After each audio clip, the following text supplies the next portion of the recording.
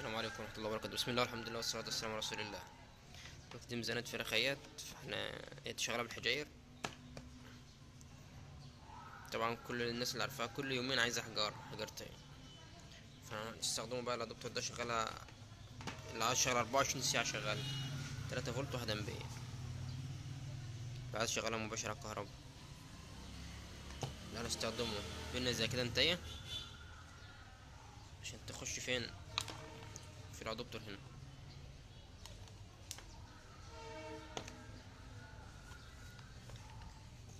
بينا النتيجة ده من جوه، انا فكيت من جوه. ده السالب وده الموجب. انا اوصل كده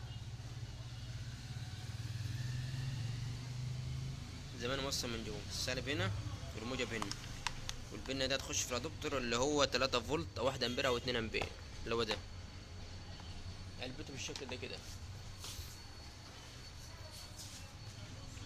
ده علبته اهي 3 فولت 1 امبير.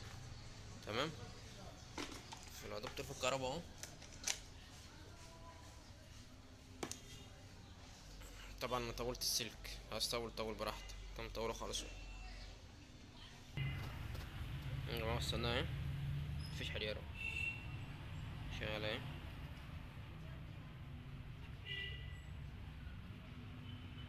مفيش حجاير خالص، نوفر تمن الحجاير. الادابتور اهو، السلك اهو، الادابتور اهو، دي البند اللي انا بقول لك عليه، الادابتور اهو.